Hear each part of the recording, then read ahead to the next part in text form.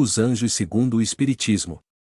12. Que haja seres dotados de todas as qualidades atribuídas aos anjos, não restam dúvidas. A revelação espírita neste ponto confirma a crença de todos os povos, fazendo-nos conhecer ao mesmo tempo a origem e natureza de tais seres.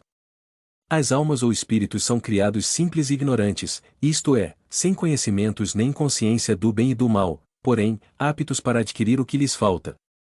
O trabalho é um meio de aquisição, e o fim, que é a perfeição, se é para todos o mesmo. Conseguem-no mais ou menos prontamente em virtude do livre-arbítrio e na razão direta dos seus esforços, todos têm os mesmos degraus a franquear, o mesmo trabalho a concluir. Deus não aquinhou a melhor a uns do que a outros, porquanto é justo, e, visto serem todos seus filhos, não tem predileções. Ele lhes diz: veis a lei que deve constituir a vossa norma de conduta, ela só pode levar-vos ao fim, tudo que lhe for conforme é o bem, tudo que lhe for contrário é o mal. Tendes inteira liberdade de observar ou infringir esta lei, e assim sereis os árbitros da vossa própria sorte. Conseguintemente, Deus não criou o mal, todas as suas leis são para o bem, e foi o homem que criou esse mal, divorciando-se dessas leis, se ele as observasse escrupulosamente, jamais se desviaria do bom caminho. 13. Entretanto, a alma, qual criança, é inexperiente nas primeiras fases da existência, e daí o ser falível. Não lhe dá Deus essa experiência, mas dá-lhe meios de adquiri-la. Assim, um passo em falso na senda do mal é um atraso para a alma, que, sofrendo-lhe as consequências, aprende à sua custa o que importa evitar. Deste modo, pouco a pouco, se desenvolve, aperfeiçoa e adianta na hierarquia espiritual até o estado de puro espírito ou anjo. Os anjos são, pois, as almas dos homens chegados ao grau de perfeição que a criatura comporta, fruindo em sua plenitude a prometida felicidade. Antes, porém, de atingir o grau supremo, gozam de felicidade relativa. Ao seu adiantamento, felicidade que consiste, não na ociosidade, mas nas funções que a Deus apraz confiar-lhes, e por cujo desempenho se sentem ditosas, tendo ainda nele um meio de progresso. Vede primeira parte, capítulo 3, o céu. 14. A humanidade não se limita à Terra e habita inúmeros mundos, que no espaço circulam, já habitou os desaparecidos, e habitará os que se formarem.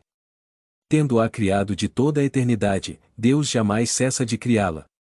Muito antes que a Terra existisse e por mais remota que a suponhamos, outros mundos havia, nos quais espíritos encarnados percorreram as mesmas fases que ora percorrem os de mais recente formação, atingindo seu fim antes mesmo que houvéramos saído das mãos do Criador.